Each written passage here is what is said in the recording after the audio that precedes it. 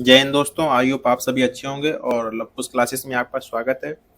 आज हम जो एनसीईआरटी की सीरीज चला रहे थे क्लास थर्ड की फर्स्ट यूनिट की आपकी मैं क्लास ले चुका हूं। जिसने नहीं देखी उसको प्लेलिस्ट में जाकर देख सकता है। और ये आपकी आज सेकेंड यूनिट की क्लास चलेगी, जिसमें मैं आपको 3 चैप्टर कंफर्म क्लियर करवा चुका हूँ। चैप्टर फर्स्ट, सेकेंड और थर्ड, जो कि यूनिट फर्स्ट में है, वो लेक्चर फर्स्ट में आप देख सकते हैं। आज है आपकी यूनिट 2 की क्लास, जिसमें आपका चैप्टर 4, 5 और 6 इस प्रकार 3 से 4 क्लासेस लगेंगी, जिसमें आपकी मैं क्लास थर्ड की ईवीएस को क्लियर करवा दूंगा। इसी तरह पैरेलल वे में आपकी मैं क्लास फोर्थ और क्लास 5 की भी ईवीएस को लेके चल रहा हूँ, जो सभी आपके सीटेट के पॉइंट ऑफ व्यू से बहुत इंपॉर्टेंट है। देख लेते एक बार चैप्टर 4 में पढ़ेंगे हम कुछ खोज पेड़ों की। किस प्रकार से पेड़ों की खोज करते हैं, या पेड़ों से हमें किस क्या क्या चीज मिलती है, पेड़ हमारे लिए किस प्रकार उपयोगी हैं। जैसे पेड़ से हमें जैसे झाड़ियां हैं, झाड़ियां जड़ी बूटी है, जड़ी बूटी से हमको किस प्रकार से औषधि देखने को मिलती है। चैप्टर 5 में पढ़ेंगे पेड़ पौधे और पशु पक्षी हैं साथ, किस प्रकार से हम लोग एक दूसरे पर डिपेंड होते हैं। पेड़ पौधे पशु पक्षी किस प्रकार साथ में रहते हैं, ये आपका चैप्टर 5 में पढ़ेंगे। चैप्टर 6 में हम लोग पढ़ेंगे निर्भरता एक दूसरे पर, किस प्रकार हम लोग एक दूसरे पर डिपेंडेंट हैं। पक्षी हम लोगों पर डिपेंडेंट है, जानवर हम लोगों पर डिपेंडेंट है, हम लोग जानवरों पर डिपेंडेंट है। पौधे किस प्रकार हम लोगों का डिपेंडेंट है। हम लोग एक दूसरे से एक प्रकार से इमोशनल रूप से जुड़े हुए हैं। वो सब आपके चैप्टर 6 में पढ़ेंगे। चैप्टर 4 आपका बहुत इंपॉर्टेंट चैप्टर है, जो यानी कि आज यहाँ से क्लास स्टार्टिंग कर रहे हैं, क्योंकि इसमें आप ट्रीज के बारे में पढ़ेंगे, ग्रॉस घास के बारे में पढ़ेंगे, और जो हाथी वाला एक क्वेश्चन आता है वो भी आपको इसी चैप्टर में देखने को मिलेगा। कठफोड़वा, गेंदा, नीम, जो भी है आपका पेड़ पौधे के बारे में, जो भी जितनी जितनी घास जड़ी बूटियां होती हैं, सब आपको इसी में मिलेगा देखने को। ये नया चैप्टर ऐड हुआ है एनसीईआरटी में। आप क्लास थर्ड में इससे क्वेश्चन आना 1 नंबर का कंफर्म है। तो देर ना करते हुए चलिए अपनी क्लास की शुरुआत करते हैं। और जो चैप्टर की कुछ थीम दे रखी है स्टार्टिंग में, उसको एक बार थीम को देख लेते हैं। थीम में कुछ एडवाइस दे रखी होती है टीचर को किस प्रकार से बच्चों के साथ क्रिया करवानी है। जैसे कि सेकेंड यूनिट की थीम में आपका दे रखा है, हम अपने आसपास के स्थानों पर अनेक प्रकार के पेड़ पौधे और पशु पक्षियों को देखते हैं। हम एक दूसरे की सहायता करते हैं। किस प्रकार हम लोग एक दूसरे की सहायता करके, इसके बारे में इस यूनिट में जिक्र किया गया है। बच्चों में इसके प्रति आपको जिज्ञासा, क्यूरियोसिटी उत्पन्न करनी है।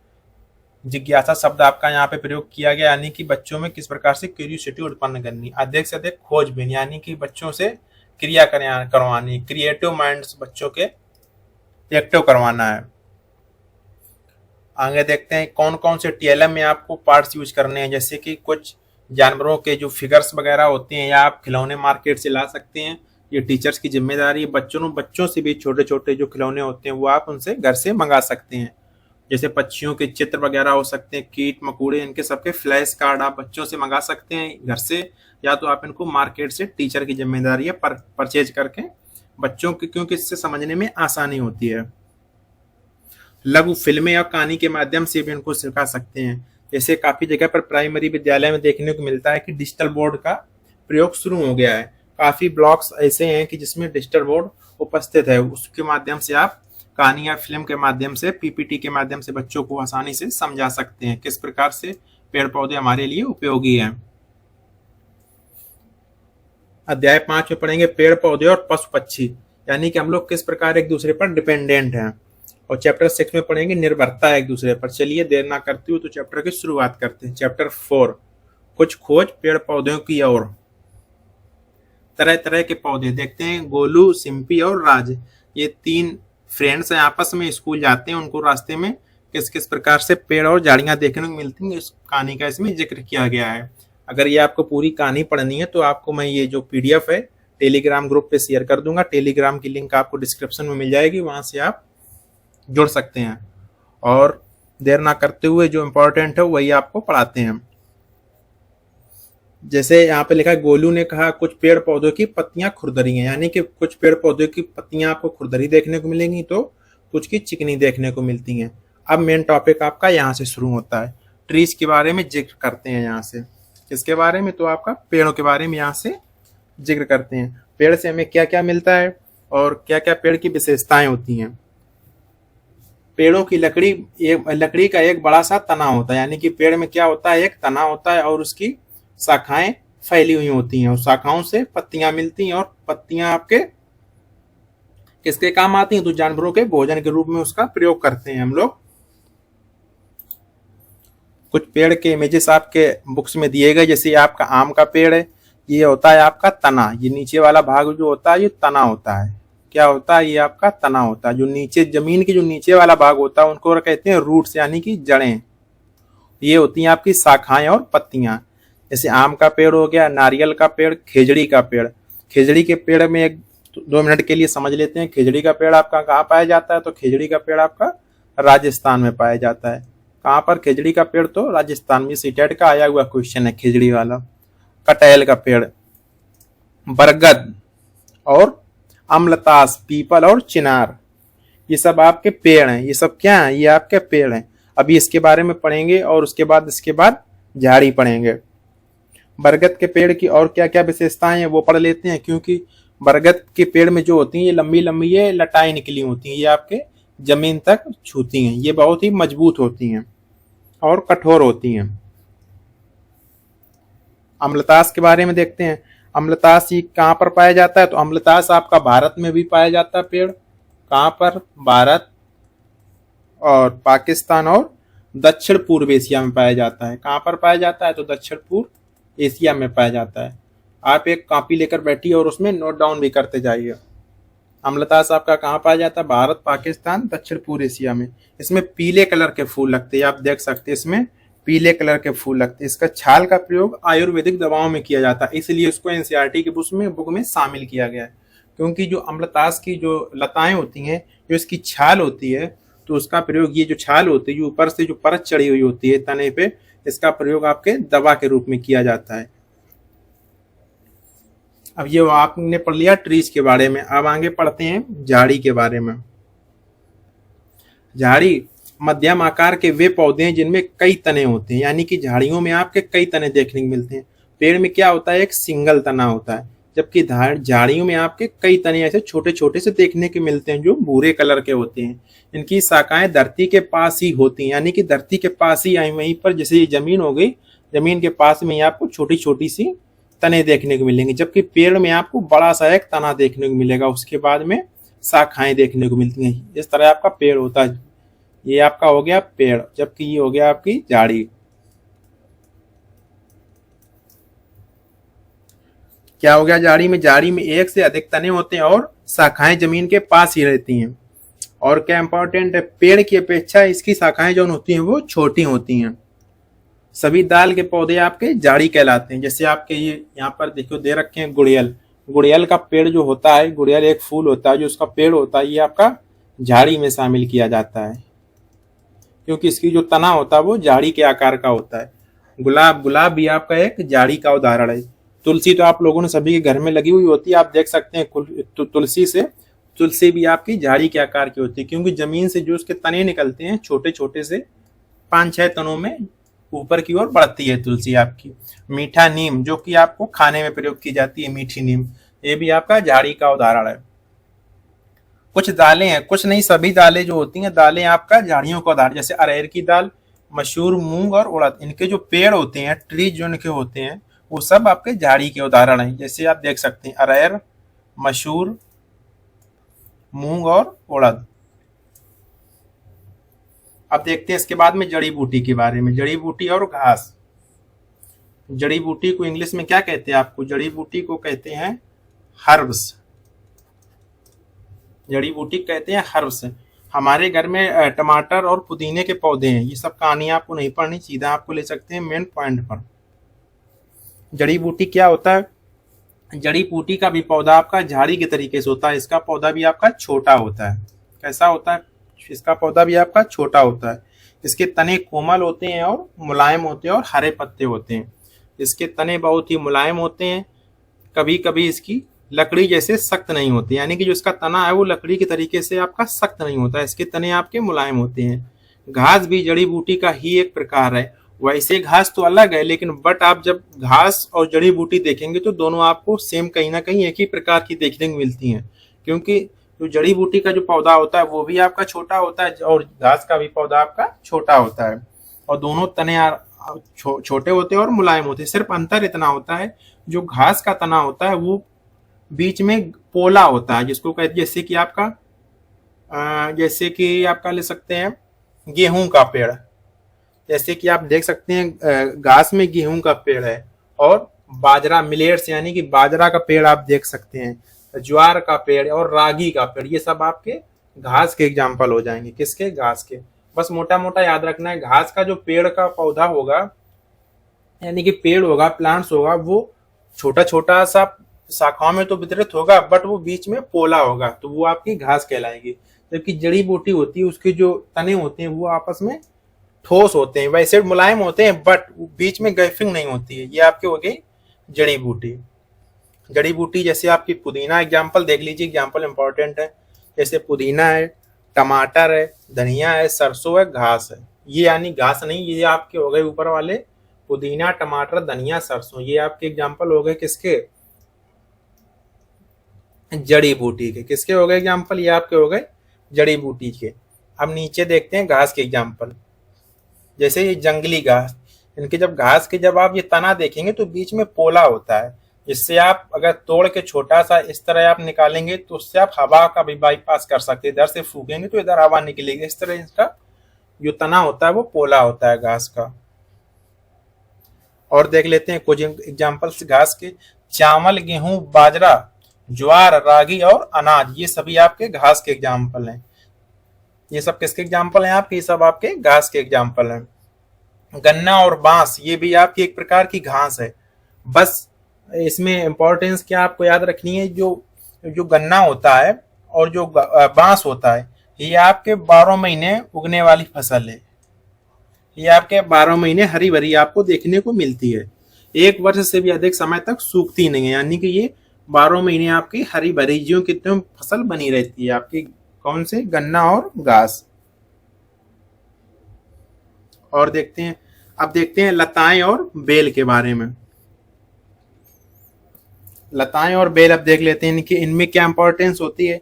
इनके तने पतले और लचीले होते हैं। लताएं जो होती हैं आपके, जैसे कि आपका मनी प्लांट का पौधा हो गया, तो ये आपका लता है। लताएं से आप समझ सकते हैं, लताएं जो दूसरों पर परजीवी के तरीके से व्यवहार करती हैं, जो दूसरे प्लांट्स पर छेलती हैं या किसी पेड़ पर छेलती हैं, या आप मान लीजिए रस्सी पर छेलती हैं, तो हो जाएंगी लताएं। जबकि बेल है आपकी, सीधी और सरल भाषा में समझे तो बेल आपकी जमीन में छेलती है। जैसे कद्दू है, कद्दू आपका जो खेत में बोया जाता है वो जमीन में छेलता है, तो आपकी वो कद्दू की बेल होती है। चलिए देखते हैं अब लताओं और बेल के तने कैसे होते हैं। लताओं और तने के तने पतले और लचीले होते हैं। लताएं अन्य पौधों का सहारा लेकर ऊपर चढ़ती हैं और बढ़ती हैं। यानी कि लताएं किसी पेड़ पर सहारा लेकर चढ़ती हैं। जैसे कि आप एग्जाम्पल में ऊपर देख सकते हैं, जैसे कि ये प्लांट्स, कोई भी प्लांट्स आप ले लीजिए, बेरी का पेड़ है या नीम का पेड़, उस पे आपका ये मनी प्लांट का पौधा इस तरह आपका छेल रहा है। ये सब आपकी हैं लताओं के एग्जाम्पल। कुछ लताएं जिस पौधे का सहारा लेकर चढ़ती हैं उसी से अपना भोजन भी ग्रहण करती हैं। जो लताएं होती हैं वो जैसे मनी प्लांट्स का पौधा है, और ये सब जितने भी पौधे होते हैं ये आपस में, ये चमेली का पौधा, लौकी का पौधा, ये सब आपके लताएं के एग्जाम्पल है, क्योंकि ये सब किसी ना किसी पर छेलते हैं, लकड़ी के माध्यम से या किसी पेड़ पर माध्यम से ये आपस में छेलते हैं। ये भोजन भी एक दूसरे से ग्रहण करते हैं। अब देखते हैं बेल के बारे में। बेल का एग्जाम्पल आपको मैंने बता दिया, जमीन पर छेलती है, वो सरल भाषा में आप बेल उसको कह सकते हैं। जैसे तरबूज है, खरबूज है, ये सब आपके जमीन पर छेलते हैं, तो ये आपके तरबूज और खरबूज, ये आपके बेल के एग्जाम्पल हैं। आप इसको कहीं पे नोट डाउन कर सकते हैं। चिचिंडा, जैसे चिचिंडा है, चिचिंडा ये आपका किसका एग्जाम्पल यहाँ पर पूछा गया है, आप इसे अपनी भाषा में क्या कहते हैं, और ये एक बेल है या लता है, तो आप इसे क्या कहेंगे? चिचिंडा। आप इसको फिगर में देख के बताइएगा, क्योंकि ये आप देख सकते हैं एक प्रकार की रस्सी है और रस्सी पे चिचिंडा फैला हुआ है, तो ये क्या होगा, बेल या लता? चलिए ये हम आपको लोगों के लिए छोड़ देते हैं, ये आप लोगों को कमेंट में बताना है। ये जो चिचिंडा है, चिचिंडा बेल, चिचिंडा को बेल कहेंगे या लता कहेंगे, कमेंट करके बताइएगा वीडियो देखने के बाद में आप लोग। और देखते हैं आगे, जैसे गेंदा है, नीम और बेर है, जैसे गेंदा को आपका तेलुगु भाषा में क्या कहते हैं? बाथी कहते हैं। सीटेट में एजट जी यही आपका क्वेश्चन पूछा गया है कि यानी गेंदा को तेलुगु भाषा में क्या कहते हैं? तो गेंदा को तेलुगु भाषा में बाथी कहते हैं। नीम को कन्नड़ में क्या कहते हैं? नीम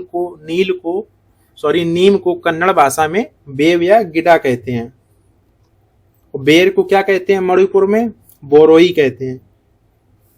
अब आपको इनमें बताना है कि गेंदा है जो गेंदा किसका एग्जाम्पल है? पेड़ का, झाड़ी का या जड़ी बूटी का? तो गेंदा है जो आपकी गेंदा की आपकी तना होता है वो इस तरह का होता है। तो ये आपका किसका एग्जाम्पल है? गेंदा आपका जड़ी बूटी का एग्जाम्पल है। जबकि आप नीम देखेंगे, नीम का तना कठोर होता है और लंबा होता है। इस प्रकार आप देख सकते हैं। तो नीम आपका पेड़ का एग्जाम्पल है और नीम के पेड़ की तरह ये आपका बेर का पेड़ होता है, कांटेदार होता है, बट ये भी आपका लंबा होता है और सिंगल तना जाता है। तो ये भी आपका एग्जाम्पल हो जाएगा पेड़ का। जुजुबे या बेर आपका पेड़ का एग्जाम्पल है, यानी कि इसका तना मोटा और हार्ड होता है। अब इसमें शिक्षक के लिए संकेत क्या दिया गया है वो भी देख लेते हैं। स्थानीय पौधों के नाम स्थानीय भाषा में भी बताएं। जैसे कि यहाँ पर जिक्र किया गया था, गेंदा को तेलुगु भाषा में बाथी, यानी कि अगर कोई बच्चा तेलुगु भाषा में पढ़ रहा है तो उसको तेलुगु भाषा में टीचर की जिम्मेदारी उसको बाथी बताना। जैसे गेंदा तो हम लोग आम बोलचाल की भाषा में हिंदी में या खड़ी बोली में गेंदा कहते हैं, बट उसको तेलुगु में क्या कहते हैं? बाथी। ये टीचर की जिम्मेदारी है कि उसको स्थानीय भाषा में बच्चों को बताना, क्योंकि हमें बच्चों को मातृभाषा लेकर चलनी, यानी कि बच्चों की मातृभाषा में ही प्राइमरी लेवल पे यानी कक्षा 1 से 5 तक आपको बच्चों को प्राइमरी भाषा में शिक्षा देनी है। बच्चों को वास्तविक लताएं एवं वेल दिखाएं, उन्हें अंतर स्पष्ट करने के लिए कहें। जैसे कि मैंने आपको बताया, लताएं क्या होती हैं? जो दूसरे पेड़ पौधों पर छेलती हैं वो आपकी लताएं होती हैं। बेल क्या है? बेल आपकी जमीन पर छेलती है, जैसे कि कद्दू और कुम्हड़ा, पेठा, कुछ भी कह सकते हैं आप इसको, ये हो जाएंगी बेल। यह चर्चा करवाई जा सकती है क्या कद्दू, तरबूज और खरबूजे बेलें भी लताएं हो सकती हैं? बिल्कुल सही बात है, बिल्कुल हो सकती है। कद्दू, तरबूज और खरबूज अगर आप इनको किसी पेड़ पर या किसी लकड़ी की सहायता से ऊपर की ओर छेला देते हैं, यानी कि ऊपर की ओर बढ़ने के लिए इनको छोड़ देते हैं, तो ये भी आपकी लताएं कहलाएंगी। बट अगर यही जमीन पर छेलेंगे तो आपकी बेल कहलाएंगी। और नीचे एक लाइन ये इंपॉर्टेंट है पेडागोजी के पॉइंट ऑफ व्यू से, बच्चों को विचार विमर्श करने दें। बिल्कुल सही बात है, बच्चों को विचार करने दें। विचार पर विशेष जोर दिया गया है आपका एनईपी 2020 में और एनसीएफ 2005 में भी। बच्चों की क्रिएटिविटी को आपको खत्म नहीं करनी, उनकी क्रिएटिविटी के साथ चलना है। अगर बच्चा कह रहा है कि सर या मैम कि कद्दू के पेड़ को अगर हम नीम के पेड़ पर छेला दें तो बिल्कुल छेला सकते हैं, उससे बोलिए छेला सकते हैं और उसको प्रयोग करने के लिए बोलिए कि जब बरसात का मौसम आए तो आप कद्दू का एक पौधा लगाएंगे, बीज को अंकुरित करेंगे और उसको कद्दू नीम के पेड़ पर आपको छेला को देखना है। इस तरह बच्चे को प्रेरित करना है। और देख लेते हैं इसमें क्या है इंपॉर्टेंट। जैसे लताएं के और एग्जांपल आपके मनी प्लांट, लता में आप क्या ले सकते हैं? मनी प्लांट ले सकते हैं जो दूसरे पेड़ पर या किसी धागे पर छेलती है, मनी प्लांट है। चमेली का पौधा आपका लता में आ जाएगा। लौकी है, चिचिंडा आपका, चलो बता ही देते हैं चिचिंडा जो मैंने अभी छोड़ दिया था आपको घर से करने के लिए, यानी कि आप लोग कमेंट करेंगे, चिचिंडा भी आपका लता में आ जाता है। ककड़ी भी आपका लता में आ जाता है। अब यहाँ पर दिया गया सभी पौधों की पत्तियां अलग अलग रंगों, आकृतियों एवं आकारों की होती हैं। बिल्कुल सही है। पीपल की पत्ती आपकी इस तरह होती है, ये आपकी पीपल की पत्ती आपकी बनावट देख सकते हैं, ये इतना इंपॉर्टेंट नहीं है। पीपल की पत्ती इस तरह होती है, आम की पत्ती आपकी लंबी होती है, कमल की पत्ती गोल होती है और खेजड़ी की पत्ती आपकी इस तरह होती है, पतली पतली सी, छोटी छोटी सी। चलिए आप लोग बताइए खेजड़ी सबसे ज्यादा कहाँ पर पाया जाता है? खेजड़ी के वृक्ष कहाँ पर पाए जाते हैं? चलिए ये वाला क्वेश्चन मैंने आपको चिचिंडा वाला तो बता दिया, चिचिंडा आपका लता का एग्जाम्पल है। खेजड़ी का पेड़ बताएंगे आप लोग कमेंट करके, खेजड़ी कहाँ पर पाई जाती है? खेजड़ी का पेड़ सर्वाधिक मात्रा में कहाँ पर पाया जाता है? आगे देखते हैं। जो भी इंपॉर्टेंट इसमें आपको फैक्ट्स हैं वो मैंने हाईलाइट पहले से कर रखे, सिर्फ आपको वही करवा रहे हैं। आप लोग ये ना समझिए कि बीच में मैं स्किप कर रहा हूँ, मैं कुछ आपके काम की चीज स्किप नहीं कर रहा हूँ एग्जाम के पॉइंट ऑफ व्यू से। जो बच्चों से आपको क्रिया करवानी है केवल वो चीजें आपको स्किप कर रहा हूँ, क्रियाकलाप विधि। बाकी जो भी आपके पेपर के पॉइंट ऑफ व्यू से इंपॉर्टेंट है सिर्फ आप इतना पढ़ के जाइए, पेपर आपका आसानी से निकलेगा, कोई रोकने वाला नहीं है। अभी आपके पास बहुत समय है एग्जाम का। सभी पत्तों की गंध अलग अलग होती है। मैंने यह पाया कि तुलसी, धनिया, मीठा नीम, पुदीना और लेमन ग्रास सभी गंध अलग अलग होती है। बिल्कुल सही बात है। आप अगर आंख बंद करके भी बच्चे से पहचान करने के लिए कहेंगे, क्योंकि ये दैनिक यूज में चीजें होने वाली चीजें हैं। जितनी भी चीजें हैं जैसे तुलसी, धनिया, मीठा नीम, पुदीना दैनिक यूज में प्रयोग होने वाली चीजें हैं, तो इसलिए बच्चा आसानी से पहचान लेगा। सिम्मी ने राजू से पूछा, क्या तुमने कभी आम के पत्ते को मसल कर सूंघा है? बिल्कुल, आप आम के पत्ते को या नीम के पत्ते को मसल कर सूंघेंगे तो उसमें आपको पता चल जाएगा कि ये आम का पत्ता ही है। ये तो हो गई बच्चों वाली बात। अब बात करते हैं पौधों के भाग। पौधों के बारे में जानते समय हमें उनके विभिन्न भागों जैसे कि जड़ के बारे में पता होना चाहिए। जैसे मैंने आपको अभी जड़ के बारे में एक नीचे फिगर दिया गया, उसमें बताएंगे आपको किस प्रकार से जमीन के नीचे जो रूट्स होती हैं आपकी जमीन के नीचे होती हैं। फिर तना के बारे में जिक्र करेंगे, जो सबसे नीचे से आपका जड़ पहले नंबर पर आता है, जो आपके जमीन के अंदर होता है। इसके बाद ऊपर आपका आता है तना। तना के बाद आती हैं आपकी शाखाएं, उसमें आपकी फूल, पत्तियां और फल लगते हैं। चलिए अब एक इमेज के माध्यम से देख लेते हैं। जैसे ये हो गया आपका टमाटर का पौधा। टमाटर के पौधे में आपका ये जड़ वाला भाग आपका जो जमीन के नीचे है, ये आपका हो गया जड़। जैसे ये आपका यहाँ से हो गई जमीन, यहाँ पर आपकी मिट्टी है, ये आपकी हो गई मिट्टी। मिट्टी के नीचे क्या होती है? नीचे होती है जड़, रूट्स। उसके बाद आपका तना होता है। तना के बाद उसमें फिर आपके लगते हैं फल और फूल, पत्तियां। ये सब तने के ऊपर वाले भाग में होती हैं। ये मैंने आपको पहले ही बता दिया है। गन्ने के तने से गुड़ बनाया जाता है। बिल्कुल सही बात है। गन्ना जो पेड़ है वो आपका 12 महीने हरा भरा रहता है, यानी कि लंबे समय तक सूखता नहीं है। बांस सबसे बड़ी घास है। बांस, आप सबसे बड़ी घास अगर पूछी जाए तो आप क्या बता देंगे? सबसे बड़ी घास आपकी बांस हो जाएगी। क्या हो जाएगी? सबसे बड़ी घास आपकी बांस हो जाएगी। मिजोरम में पाए जाने वाला फूल है रेफ्लोसिया, सबसे बड़ा फूल है। यह एक छाते जितना बड़ा होता है। रेफ्लोसिया फूल के बारे में एक बार बात कर लेते हैं। रेफ्लोसिया फूल है जो आपका, वो आपका पाया जाता है कहाँ पर? तो आपका पाया जाता है रेफ्लोसिया फूल आपका मिजोरम में पाया जाता है।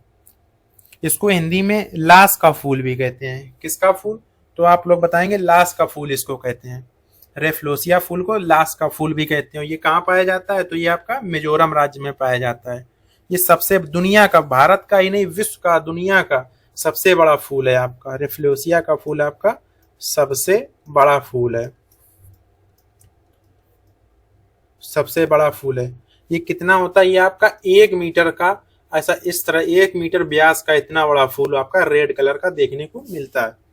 इसको आप नेट पे या गूगल पे डाल के देख भी सकते हैं। ये परजीवी होता है एक प्रकार से। ये जो रेफ्लोसिया का फूल होता है परजीवी होता है, यानी कि ये दूसरों पर आश्रित होता है। जैसे कि इसमें एक मांस, यानी सड़े मांस की, इस फूल से सड़े मांस की प्रकार की एक गंध आती है, जिससे क्या होता है कीट पतंगे जो भी होते हैं, मक्खियां होती हैं, वो इसके पास में जाती हैं। जैसे ही इसके अंदर घुसती हैं और वो इसकी गंध से मर जाती हैं। फिर इसीलिए इसी साइकिल बनती रहती है, इसीलिए इसकी गंध आपके सड़े मांस के तरीके से आती है। इस फूल का वजन लमसम आप ये मान के चलिए, आपकी जानकारी बता दें, एक फूल का वजन आपका 10 केजी का होता है। चलिए अब ये हो गया आपका रेफ्लोसिया, जो कि कीट बच्ची पौधा, यानी कि कीट बच्ची पौधा कौन होता है? जो पौधे आपके जीव जंतुओं को खाते हैं वो आपके हो जाते हैं कीट बच्ची पौधा, यानी कि कीड़े मकोड़ों को खाता है।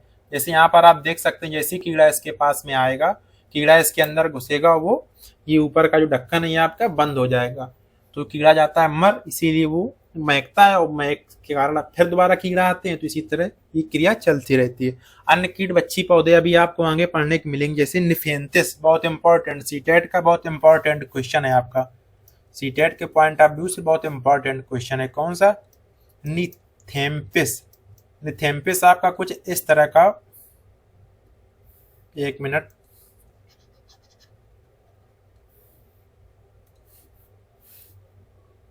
निफेंथिस आपका इस तरह का होता है पेड़, इस तरह का, सॉरी, आपका फूल होता है। इसमें भी आपकी, ये भी परजीवी पौधा है आपका। जैसे इसके अंदर कीट पतंगे आते हैं तो ये अपना मुंह बंद कर लेता है और इसी के अंदर मर जाते हैं। ये हो गई आपकी निफेंथिस के बारे में जानकारी। चलिए अब देखते हैं आपका,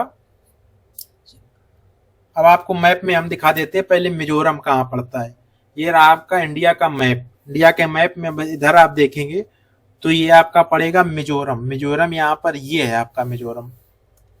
कहाँ पर है मिजोरम? तो आप लोग देख पा रहे हैं, ये है आपका मिजोरम। इसकी सीमा आपकी त्रिपुरा से भी लगती है और मणिपुर से भी लगती है और असम से लगती है, यानी कि मिजोरम 3 राज्यों से सीमा साझा करता है। आपको सीमा नहीं याद करनी, बट आप देख सकते हैं ये पूर्वोत्तर राज्यों में, जो पूर्वोत्तर के ये राज्य हैं आपका, यहाँ पर आपका मिजोरम आता है। आप इस तरह आप इसको देख सकते हैं, याद नहीं करने, बस आप इसको सुनते जाइए और इसी प्रकार से देखते जाइए। अब आते हैं अपने चैप्टर 5 पे। आई होप क्लास थोड़ी लंबी हो सकती है, बट नो डाउट आपका क्वेश्चन यहाँ से छूटने वाला नहीं है, आप ये मान के चलिएगा। चैप्टर 5 में आपका पढ़ेंगे पेड़ पौधे पशु पक्षी हैं हम साथ, यानी कि हम सभी साथ प्लांट्स और एनिमल हैं। हम लोग कैसे रहते हैं? लिव टुगेदर, यानी कि हम सब साथ में रहते हैं। इसमें हम लोग क्या पढ़ेंगे? इस चैप्टर में हम लोग पढ़ेंगे दर्जन चिड़िया के बारे में, कठफोड़वा के बारे में, और गिलहरी, गौरैया, हाथी, जो भी आपके इंपॉर्टेंट क्वेश्चन सीटेट के पॉइंट ऑफ व्यू से सभी हम आपके इस चैप्टर में पढ़ने वाले हैं। इसमें आपको भारत में कितने प्रकार की मिट्टियां हैं उसकी भी आपको हम जानकारी देने वाले हैं। आई होप आप सब पेन कापी लेकर बैठे होंगे और जो मैं बता रहा हूँ इंपॉर्टेंट चीजें वो आप नोट डाउन कर रहे होंगे। अगर नहीं नोट डाउन कर रहे तो पीडीएफ मैं आपको टेलीग्राम ग्रुप में प्रोवाइड करा दूंगा, वहां से आप लोग आसानी से उसको पढ़ सकते हैं। इससे क्या होगा, आपका रिवीजन भी हो जाएगा। एक बार क्लास देख लेंगे और उसके बाद में आप पीडीएफ से पढ़ लेंगे। चलिए देखते हैं इसमें दिया गया है जहां जहां पेड़ पौधे होते हैं वहां पशु पक्षी भी होते हैं। बिल्कुल सही बात है, जहां पेड़ पौधे होते हैं वहीं पशु पक्षी होते हैं, क्योंकि हम सभी लोग एक दूसरे पर निर्भर होते हैं। पेड़ पौधे पशु पक्षी पर निर्भर हैं और पशु पक्षी पेड़ पौधों पर निर्भर हैं। हम लोग भी पेड़ पौधों पर निर्भर हैं, पेड़ पौधे मनुष्य पर निर्भर हैं। हम सभी लोग एक दूसरे पर निर्भर होते हैं। आगे देखते हैं, कुछ पशु पक्षी पेड़ों पर रहते हैं, कुछ उनके आसपास रहते हैं। बिल्कुल सही बात है। कुछ पशु पक्षी, जैसे कि आप इसमें चीता को देख सकते हैं, जैसे इसमें ऊपर बैठा हुआ है। अब यहाँ पर नीचे आप एक भैंस या जानवर को देख सकते हो, वो आपके यहाँ पर नीचे आपका चारा कर रहा है। इस तरह आप देख सकते हैं सभी पेड़ के आसपास कहीं ना कहीं रहते हैं। और देखते हैं आगे, जैसे घास चरता हुआ हाथी। अब जैसे ये पेड़ के पास में जो जंगली घास होती है वो हाथी यहाँ पर चर रहा हुआ है। अब जैसे मैंने ऊपर अभी पढ़ा था, कुछ पेड़ पर रहते हैं, कुछ पेड़ के आसपास रहते हैं। जैसे आसपास, जैसे ये घास चरता हुआ हाथी, ये पेड़ के आसपास घास चर रहा है। पत्ते पर आराम करता हुआ पतंगा, एक बार देख लेते, फिर उनकी इंपॉर्टेंस बताते हैं। पत्ते पर आराम करता हुआ पतंगा, पत्ती खाती हुई इल्ली। इल्ली क्या होता है? ये एक प्रकार का कीट होता है, जो कि जो छोटे छोटे जो पेड़ पौधे होते हैं, ये किसान का दुश्मन एक प्रकार से कह सकते हैं इल्ली को। ये उनकी फसल को नष्ट कर देता है, खा जाता है। सूखी पत्तियां और मिट्टी में रेंगता हुआ केचुआ।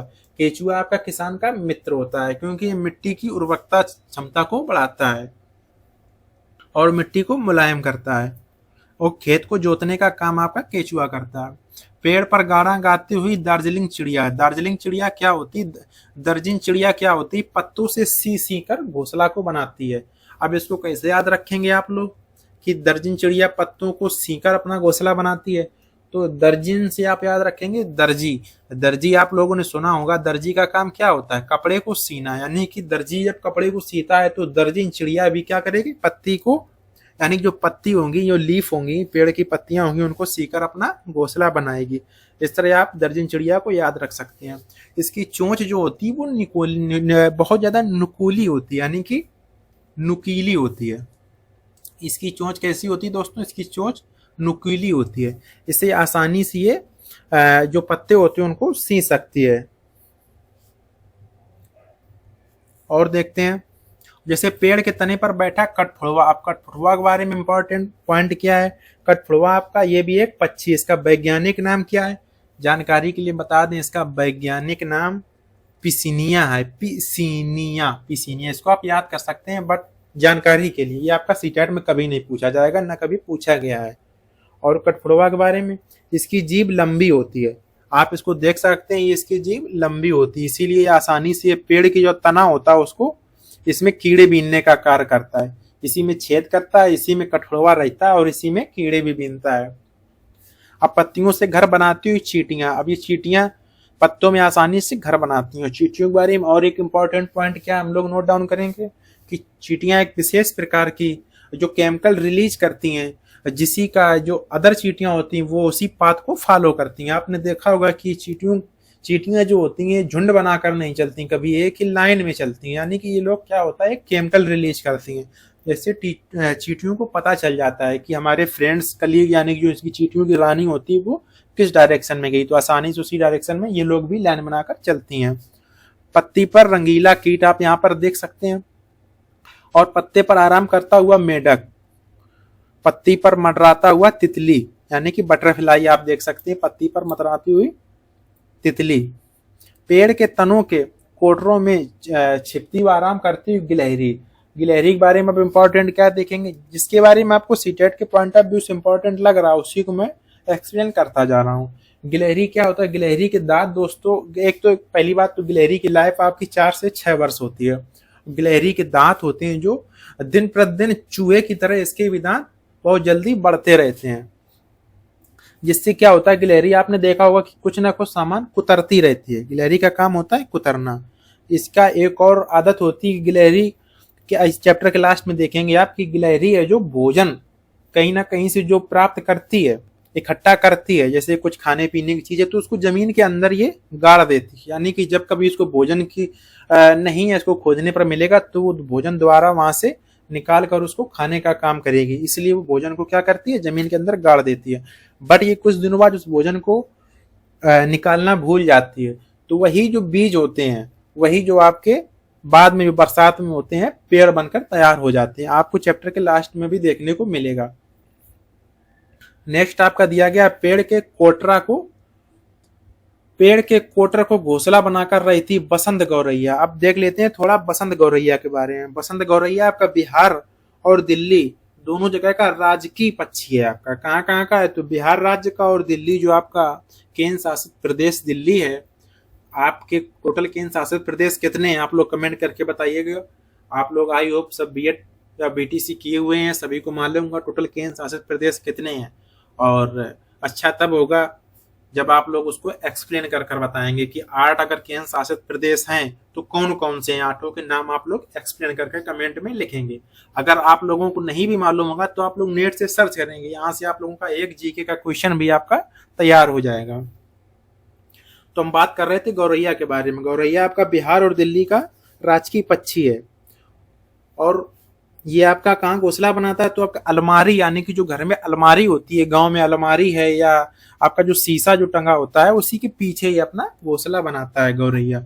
एक पॉइंट ऊपर छूट गया था उसको भी देख लेते हैं। जैसे घास पर चरता हुआ हाथियों का झुंड, वैसे ही आपको क्लास 4 की एनसीईआरटी में देखने को मिलेगा, बट एक बार यहाँ भी देख लेते हैं। जो हाथी जो होते हैं, हाथी आपके कीचड़ में खेलते हैं, यानी कि पानी में इनको कीचड़ में खेलना पसंद होता है, क्योंकि उससे इनको क्या होती है ठंडक प्राप्त होती है। इनके कान आप देखते होंगे कि बड़े होते हैं, यानी कि इसके कान पंखों की तरीके होते हैं। आप देख सकते हैं यहाँ पर इसके कान बड़े कान होते हैं। और 3 मंथ का जो हाथी होता है, 3 मंथ का जो हाथी का बेबी होता है, वो आपका कितना भोजन ग्रहण करता है, वो आपका 200 केजी भोजन ग्रहण करता है। भोजन नहीं, सॉरी, 3 मंथ का जो हाथी होता है, हाथी का वजन आपका 200 केजी होता है। बट जो बड़ा हाथी होता है, एक बड़ा हाथी एक दिन में कितना भोजन खाता है, तो आपका 100 केजी पत्ते, घास फूस ये सब आपका खाता है। 3 महीने का बेबी जो होता है उसका वजन कितना होता है, तो 3 महीने के जो हाथी का बच्चा होता है उसका वजन आपका 200 केजी होता है दोस्तों। और जो एक बड़ा हाथी होता है वो एक दिन में 100 किलो भोजन खाता है। और ये हाथी हमेशा झुंड में रहते हैं। ये 10 से 12 हाथी झुंड, एक झुंड में कितने हाथी रहते हैं, तो आपके 10 से 12 हाथी रहते हैं। और ये 10 से 12 हाथी एक झुंड में केवल आपके 14 से 15 साल तक रहते हैं। उसके बाद जब ये उनकी उम्र ढल जाती है, बूढ़े हो जाते हैं, तो ये अपना ये ग्रुप होता है उसको छोड़ देते हैं, ग्रुप को त्याग देते हैं। और इनकी जो लीडर यानी कि नेता होती है हाथियों की, वो होती है आपकी कौन, हथनी, जो सबसे बुजुर्ग हथनी होती है। इसको आप दादी या नानी या माँ कह सकते हैं। जो भी ग्रुप में सबसे बूढ़ी लीडर यानी बूढ़ी या हथनी फीमेल होती है, जो नेता होती है, वही आपकी वो दादी या नानी होती है। थोड़ा ज्यादा इसमें मैंने एक्सप्लेन कर दिया क्या, आप लोग बताइएगा नेक्स्ट क्लास से क्या एक्सप्लेनेशन थोड़ा कम कर दूं।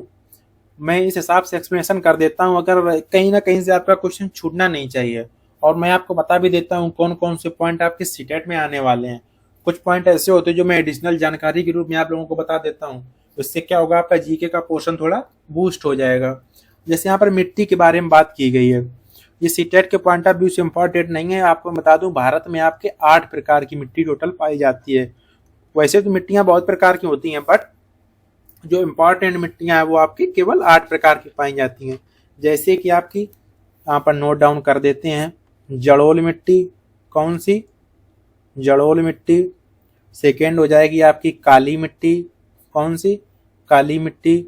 और उसके बाद में लाल मिट्टी, लैटेराइट मिट्टी, लैटेराइट मिट्टी। और शुष्क मिट्टी, शुष्क मिट्टी। और एक लवड़ी मिट्टी, इसमें लवण की मात्रा अधिकता, यानी लवण की अधिकता पाई जाती है, इसमें नमक की अधिकता पाई जाती है। और एक होती है पीट मिट्टी, और एक होती है वन मिट्टी। इनको कुछ मिट्टियों को अलग अलग नाम से, अलग अलग प्रकार से जाना जाता है, वो सब आपको जानने की जरूरत नहीं है, आपकी जानकारी मैंने बता दिया। भारत में 8 प्रकार की मिट्टी पाई जाती हैं, जड़ोल, काली, लाल, लैटेराइट, शुष्क, लवड़ी, पीट और वन मिट्टी। और दिया गया है मिट्टी पृथ्वी की सतह की सबसे ऊपरी परत होती है। बिल्कुल सही बात है, मिट्टी होती है जो पृथ्वी की सबसे ऊपरी सतह होती है। मिट्टी का निर्माण कैसे होता है, तो जो भी आप देखते हैं, जैसे कि आपका मनुष्य की जैसे डेथ हो गई, मनुष्य कहीं ना कहीं जाके मिट्टी में मिल जाता है। कीट पतंगे जो भी जानवर होते हैं उनकी डेथ हो गई तो कहाँ, मिट्टी में मिल जाते हैं। इस तरह धीरे धीरे करके ऐसी मिट्टी का निर्माण होता रहता है। यानी कि यह उन चट्टानों से बनी होती है जो बहुत धीरे धीरे छोटे छोटे टुकड़ों में टूटती हैं। जैसे कल को पेड़ नष्ट होगा, आज के 50, 100, 200, 500 साल बाद जब भी पेड़ नष्ट होगा, जब पेड़ को जलाया जाएगा, जलाने के बाद राख बनेगी, राख के बाद उसकी क्या बनना है, मिट्टी। इसी तरह आपका मिट्टी का निर्माण ऊपरी परत का होता रहता है। सूखी पत्तियां जैसे आपकी सड़ जाती हैं, उसके बाद क्या बन जाता है, मिट्टी। जड़े, तले, मृत जानवर, कीट पतंगे जो भी हैं, सब आपके मिट्टी में मिल जाती है। इसी से आपकी ऊपरी परत का, मिट्टी की ऊपरी परत का निर्माण होता है। मिट्टी अपने भीतर रहने वाले बहुत से जीव जंतुओं के साथ जीती जागती है। इनमें से कुछ को आप आंखों से देख सकते हैं और कुछ इतने छोटे होते हैं कि आप उन्हें नहीं देख सकते हैं। जैसे कि आपके जो मिट्टी होती है उसके नीचे जैसे आपकी चींटी आपके जो बिल बनाती है, यानी कि जो भी आपका छेद के द्वारा मिट्टी चींटी रहती है, आपकी चींटी कहाँ रहती है, जमीन के अंदर रहती है। और दीमक भी आपका जमीन के अंदर रहता है। काकरोच भी आपके जमीन में या गंदगी जगह या नमी वाली जगह में आपके रहती हैं। दीमक भी आपका नमी वाली जगह में रहता है जहां पर आपकी सीमन रहती है, जैसे कि दीमक आपका झुंड में रहता है। और ये लकड़ी को बर्बाद करने का काम कौन करता है, तो लकड़ी को बर्बाद करने का काम आपका दीमक करता है। अगर लकड़ी में आपके दीमक पकड़ गया है तो नो डाउट आपकी लकड़ी बचने वाली नहीं है। नहीं है तो नहीं, आप कितना भी प्रयास कर लीजिए वो लकड़ी आपकी सेफ नहीं बचेगी। अब आगे देख लेते हैं। काकरोच हो गया, जैसे आपका काकरोच के बाद में टिड्डे हो गए। टिड्डा आपका कहाँ पाया जाता है, टिड्डा आपका सबसे ज्यादा आपका राजस्थान में पाया जाता है। टिड्डे का काम होता है फसल को नष्ट करना, ये आपका फसल को नष्ट करने का काम करता है। तो टिड्डा किसका काम करता है, तो आपका फसल का नष्ट करने का काम कौन करता है, तो आप बताएंगे टिड्डा करता है। आगे देखते हैं। वर्षा के समय जब मिट्टी गीली होती है तब आपको और भी बहुत से कीट देखने को मिलते हैं। यानी कि जब इसे मिट्टी गीली होती है, बहुत से कीट क्या होते हैं, वर्षा ऋतु खत्म होने पर वो जमीन की बहुत गहराई में चले जाते हैं। और जब भी जैसे कि बरसात का मौसम आ जाता है, उनके अनुरूप मौसम, ये जो कीट होते हैं, कीट के अनुरूप जब मौसम जब आ जाता है तो वापस से वो आपको देखने को मिल जाते हैं। जैसे कि आपका केचुआ हो गया और कन खजूरे हो गया। कन खजूरे आप लोग जानते होंगे, सांप, जैसे सांप बड़ा होता है, सांप की वैरायटी आप मान सकते हैं। कन खजूरा आपका छोटा होता है, केचुआ होता है। केचुआ आपका किसान का मित्र होता है, खन खजूरे आपका कोई मित्र नहीं होता। खन खजूरे सरीसृप है, यानी कि जमीन पर चलता है। और देखते हैं जैसे कि सड़े फल, लाल कीड़े, यानी कि सड़े हुए फल में लाल कीड़े पड़ जाती है। आपकी एडिशनल जानकारी बच्चों के लिए। उड़ने वाला नीले कीट, ये भी आपके सब जितने भी हैं, ये सब बरसात जैसे ही आती है वो सब एक्टिव हो जाते हैं। चट्टान पर छिपकली, ये आपका इम्पोर्टेंट नहीं है, आपको जानने के लिए इम्पोर्टेंट है। सीटेट में भी आपका पूछा जा सकता है सीटेट के लिए। इससे आपका दिया गया लेंटाना फूल पर रंग बिरंगी तितली, तो आपको लैंटाना फूल के बारे में जानकारी इकट्ठा करनी है। किसके बारे में? तो आपको लैंटाना फूल के बारे में पता होना चाहिए। लैंटाना फूल का आपका इतना जहरीला आपका फूल है, यानी कि पेड़ का पौधा होता है ये, इतना तना इसका इतना जहरीला होता है इसका, यानी कि आपकी अगर त्वचा में कहीं भी छू गया है इसका त्वचा, इसका तना, तो आपके जलन, आपको तुरंत जलन शुरू हो जाएगी। इसके फूल बहुत सुंदर होते हैं, बट इसके पीले कलर के फूल होते हैं। आप देख पा रहे होंगे इसके फूल कैसे होते हैं, तो आपके इसके फूल पीले कलर के होते हैं। एक बार क्या हुआ था कि जो आपका कान्हा पार्क है, कान्हा पार्क में, ये लमसम 7-8 साल पहले की घटना है। कान्हा पार्क में जो ये आपका लैंटाना फूल का जो पौधा होता है, उसको 20 हिरन ने उसको खा लिया। ये कहीं पे बहुत ज्यादा मात्रा में लगा हुआ जंगल में, तो यहाँ कान्हा पार्क में, तो उसको क्या हुआ गलती से, वैसे तो ये जानवर जितने होते सब जानते हैं कि क्या हमको भोजन खाना चाहिए क्या नहीं खाना चाहिए, बट उन्होंने ध्यान नहीं दिया। 20 हिरन की डेथ हुई थी आपकी कान्हा पार्क में। तो ये आपका बहुत खतरनाक पौधा है, इसको आपको नहीं लगाना चाहिए। कौन सा? लैंटाना फूल को। अब देख लेते हैं शिक्षक संकेत। पेडागोजी वाला सेक्शन आपका यहाँ से कंप्लीट होगा 15 नंबर का। कुछ कीट मिट्टी से ऊपर आने के लिए बरसात की प्रतीक्षा करते हैं। लंबे समय से मिट्टी में पेड़ पौधे के बीज बरसात आने या पानी देने पर अंकुरित हो जाते हैं। बच्चों को इस बात पर बातचीत करना है। जैसे मैंने अभी थोड़ी देर पहले बताया था कि बीज बरसात आने या पानी देने पर अंकुरित हो जाते हैं। अब जैसे बच्चों से चर्चा करनी कि ये जो बीज अंकुरित हो जाते हैं, ये बीज आए कहाँ से। जैसे मान लीजिए अभी बरसात का मौसम आएगा, बरसात के मौसम में जो मैदानी इलाका होते हैं, जो आपने खेतों में देखा होगा अन्य अन्य प्रकार की घासें उगाती हैं, ये बीज आए कहाँ से। ये सब क्या होता है, इनकी साइकिल होती है। ये आपको एक उसी मौसम में इनको उगने को आप देखने को पाएंगे। जैसे अब मैंने अभी गिलहरी का एग्जांपल दिया था। गिलहरी क्या होती है, जैसे गिलहरी को कोई बीज का टुकड़ा मिला तो उसने जमीन के अंदर उसको ढक के रख दिया, क्योंकि जब उसको भूख लगेगी तब उसको वो खाएगी, बट उसको याद भूल गई। इसी तरह कहीं ना कहीं हम लोग एक दूसरे पर डिपेंडेंट हैं। तो इसी तरह पेड़ पौधों की गिलहरी भी सहायता करती है। वही आपके सब बरसात में देखने को मिल जाते हैं।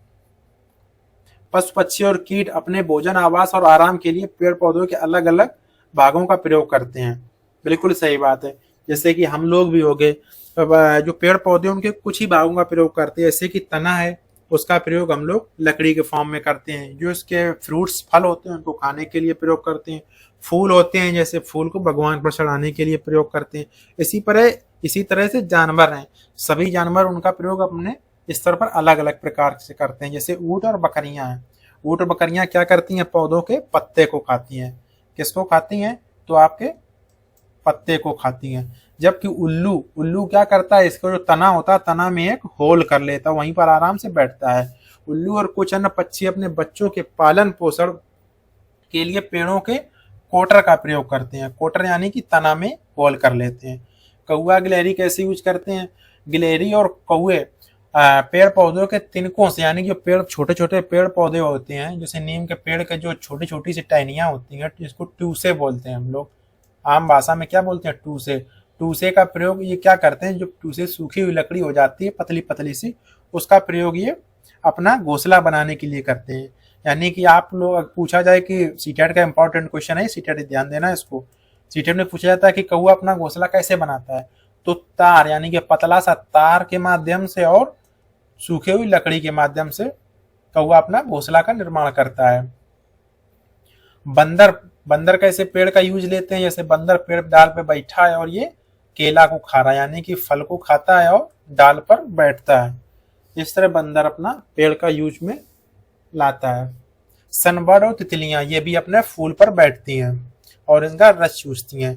दार्जिलिंग चिड़िया जैसे ये भी एक पत्ते को सी रही है, इसके लिए दर्जी, आप इसको कैसे याद रखेंगे, आपको मैंने बताया। जैसे दर्जी का काम होता है कपड़े को सिलना, ऐसे दर्जन चिड़िया भी पत्ते को सीकर अपना घोंसला बनाती है। चमगादड़ और तेंदुआ कैसे पेड़ का यूज करती हैं? चमगादड़ और तेंदुआ पेड़ों की शाखाओं पर आराम करते हैं और अपना आवास बनाते हैं। और इल्ली भोजन के लिए पेड़ पौधों की पत्तियां चबाती। इल्ली ये आपका क्या करता है, ये पेड़ को नष्ट करने का काम करता है। ये बहुत खतरनाक कीड़ा है, यानी किसान का इसको शत्रु बोल सकते हैं आप लोग।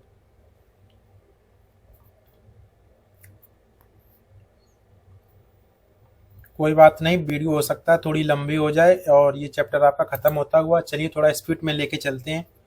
उसमें चैप्टर 6 में ज़्यादा कुछ खास है नहीं आप लोगों को समझने के लिए। 4 चैप्टर थोड़ा आपका बड़ा था।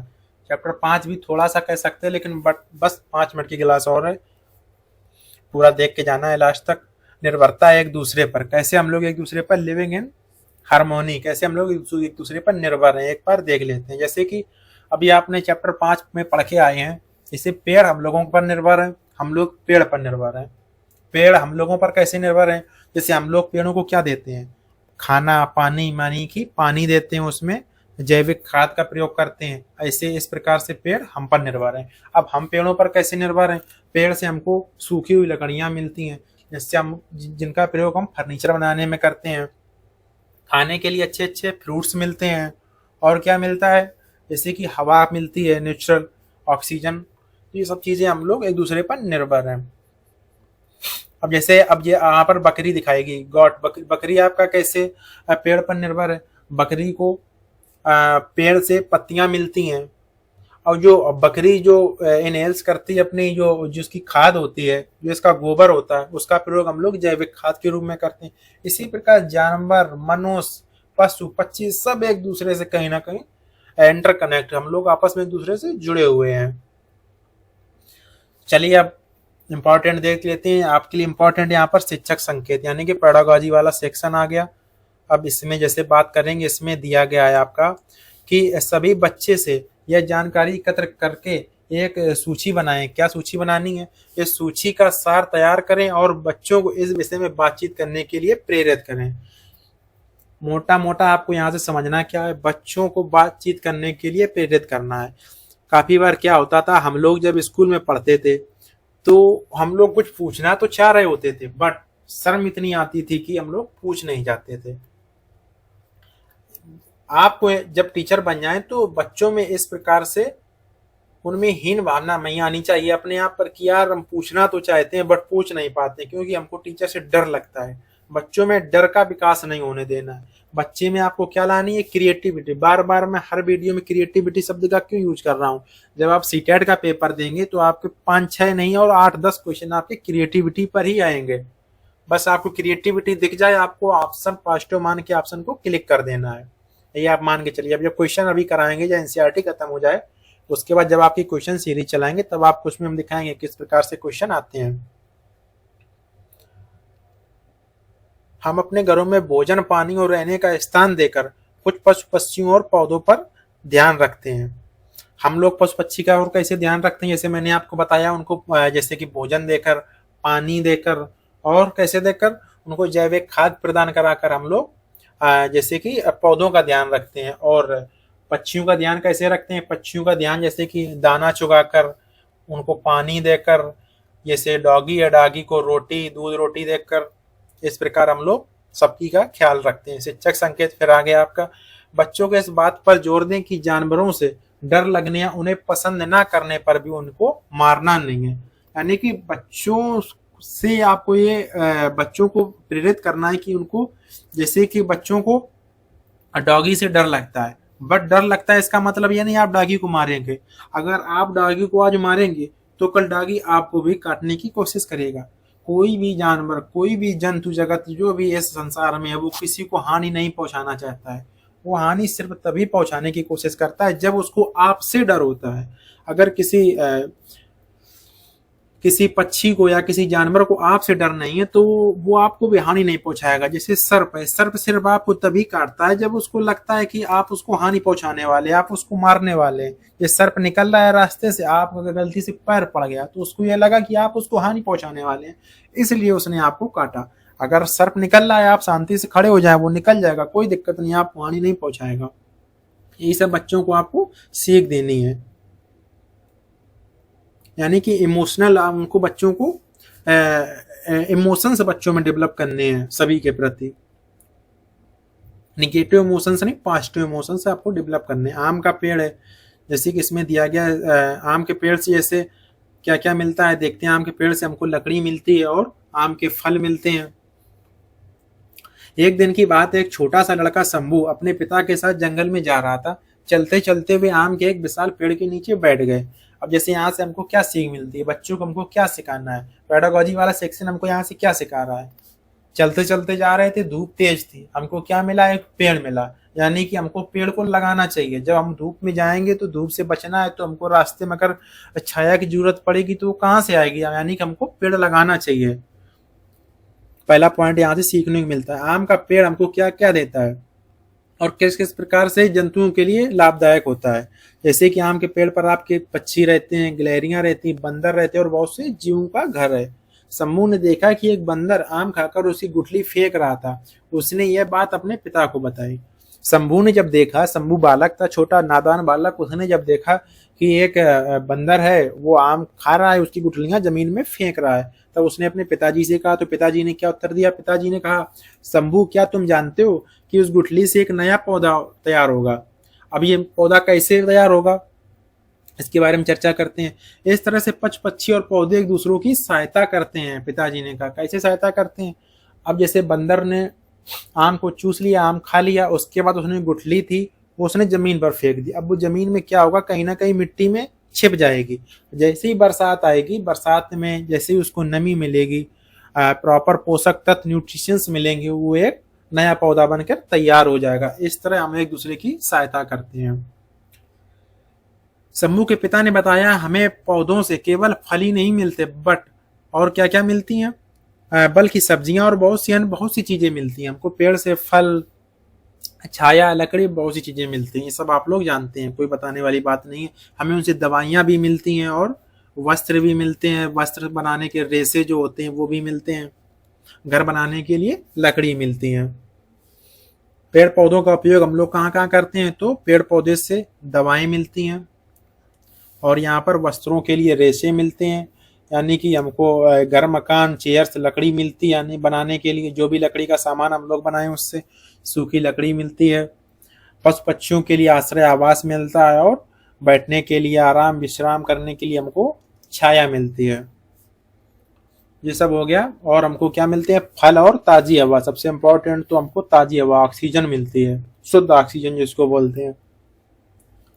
इसलिए आपने देखा होगा गांव में जो जीने वाले का यानी कि जो जीवित रहने का जो एज लिमिट है, जैसे कि शहर में आप देखेंगे 65, मैक्सिमम 65 और 70। गांव में आप देखेंगे लोग 80-80 साल तक जीवित रह जाते हैं, क्योंकि वो गांव में पेड़ के बीच में रहते हैं, शुद्ध हवा पाते हैं। और देखते हैं हजारों ऐसे पेड़ हैं जो अनजाने भी गिलहरियों द्वारा उगाए जाते हैं। दरअसल गिलहरियां क्या करती हैं, अपने भोजन के लिए बीज, मेवे आदि जमीन में दबाकर रखती हैं। बाद में वे भूल जाती हैं कि उन्हें कहाँ छिपा कर रखा था। गिलहरियां क्या होती हैं, जब वो उनको मेवा, भोजन, कोई एक्स्ट्रा चीजें मिलती हैं तो उनको जमीन में गाड़ देती हैं। वो देखती हैं कि जब हमको भूख लगेगी तब हम खा लेंगे, बट वो उनको जाती हैं भूल। इस तरह बहुत से पशु पक्षी और पेड़ पौधे विभिन्न तरीके से प्रकृति में सामंजस्य बनाकर रहते हैं। हमें एक दूसरे की जरूरत, हमें एक दूसरे की किस प्रकार से जरूरत है देख लेते हैं। जैसे कि गाय, भैंस और बकरियां हमें क्या देती हैं, दूध देते हैं, और हम उनको बदले में क्या देते हैं, हम उनके लिए जैसे दाना, पानी, चारा, सानी, ये सब हम लोग उनको जो कि नहीं होता है कि हम लोग, जैसे गाय ने हमको क्या दिया, दूध दिया, हमने उनको क्या दिया, भोजन दिया। इस प्रकार हम लोग एक दूसरी जरूरतों को पूरा करते हैं। पशु पक्षी और पेड़ पौधे भोजन एवं आवास के लिए एक दूसरों पर निर्भर करते हैं। हम भी भोजन, आवास, वस्त्र और साथ पाने के लिए पशु पक्षियों और पौधों पर निर्भर करते हैं। अब शिक्षक संकेत क्या है, यहाँ पर सभी विचार बिंदुओं को समेकित करते हुए सरल शब्दों में उनका सार प्रस्तुत करें। यानी कि जो यहाँ पर जो दिया गया है, हम एक दूसरे की जरूरत, इन सबकी जो कहानी पढ़ के आपको बच्चों को एक सरल शब्दों में उनको डिफाइन करनी है कि बच्चों किस प्रकार से हम पेड़ पौधों पर निर्भर हैं और पेड़ पौधे किस प्रकार से हम लोगों पर निर्भर हैं। ये सब आपको बच्चों को सरल शब्दों में बताना होगा। ये सब आप कब बताएंगे, जब आप सीटेट क्वालिफाई करेंगे, आप एक टीचर बनेंगे, एक शिक्षित शिक्षक बनेंगे, तब आप ही बच्चों को बता पाएंगे। इसीलिए आपको क्लास बहुत ध्यान से पढ़नी है। और बाकी इसमें कुछ इंपॉर्टेंट है और देख लेते हैं। बाकी मैंने हाईलाइट कर, हाँ, जैसे अपने मित्र पेड़ से मिलना। जब कभी भी आप बहुत उदास या परेशान हो, आपको बहुत गुस्सा आ रहा हो, चिड़चिड़ापन, अकेलापन फील हो रहा, तो आप अपने मित्र पेड़ से मिल सकते हैं।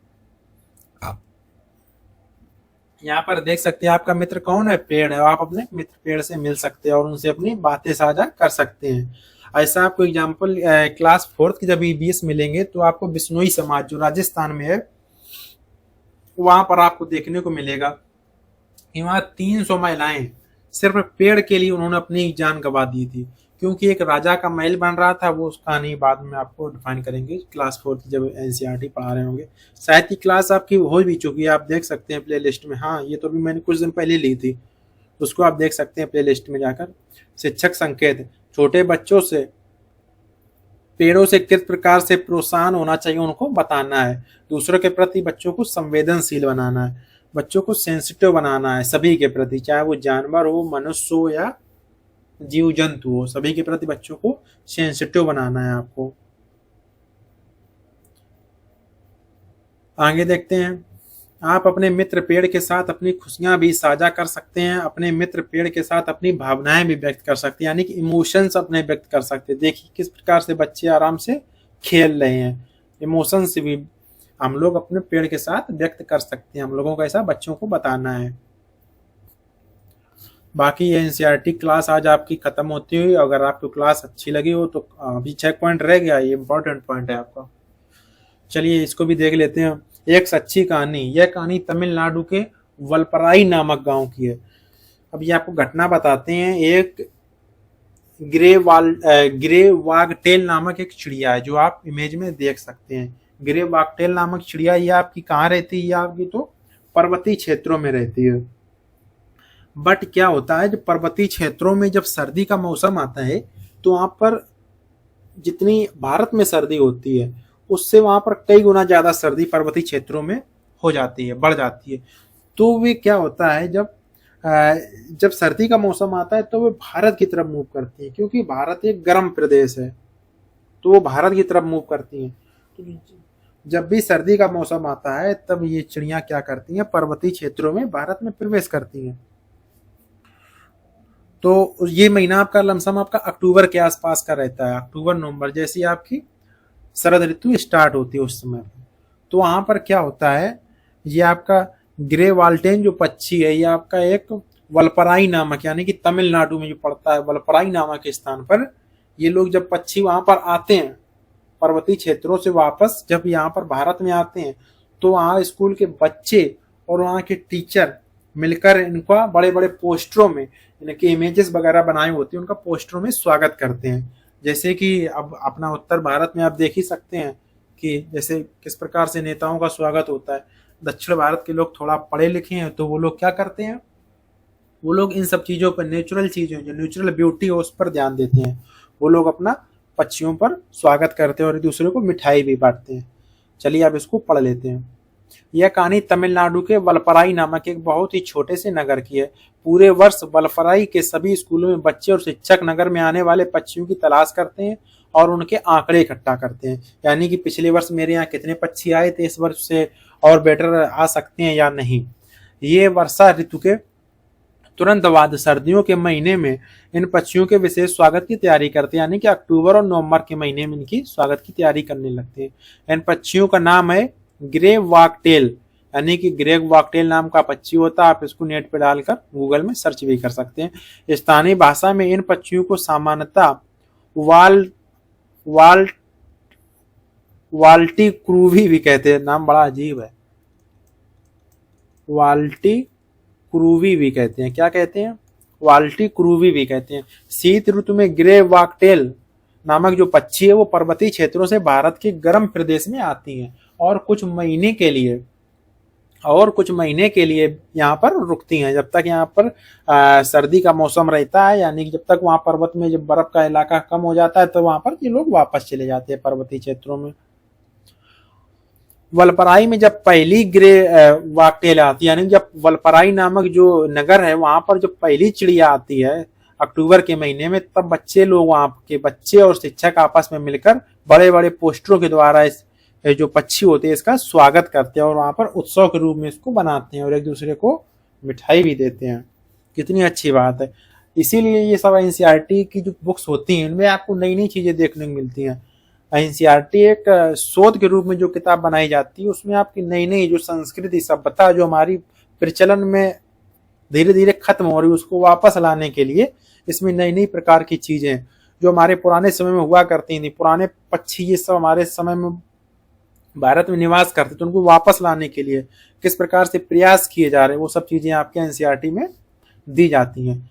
चलिए, तो आज की क्लास इतना ही। आपकी क्लास थोड़ा लंबी हो गई 1 घंटे की, तो कोई बात नहीं, लेकिन बट आपको आज की क्लास में बहुत कुछ सीखने को मिला होगा। अगर कुछ भी सीखने को मिला हो तो उसके लिए शुक्रिया आप लोगों का।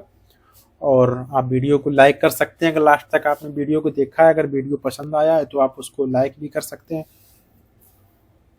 और बाकी ठीक है, कोई बात नहीं, शेयर वेयर का नहीं, बाकी आप लाइक कर सकते हैं। और इसी प्रकार अगर आपको क्लास पसंद आए तो नेक्स्ट क्लास पर विजिट कर सकते हैं आप। क्लास 4 की मैंने एनसीईआरटी करा रखी है, उसको भी एक बार देख सकते हैं।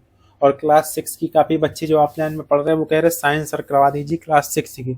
चलिए, कोशिश करते हैं क्लास 6 की साइंस भी आप लोगों को करवाने का, क्योंकि केवीएस का एग्जाम आपका 2025 में हो सकता है वैकेंसी आ जाए तो उसमें आपकी साइंस इंपॉर्टेंट हो जाएगी केवीएस के पॉइंट ऑफ व्यू से। क्लास 6 की जो एनसीईआरटी की साइंस है वो भी आपकी करवा देंगे। चलिए, thank you. Okay, thank you. Okay, done.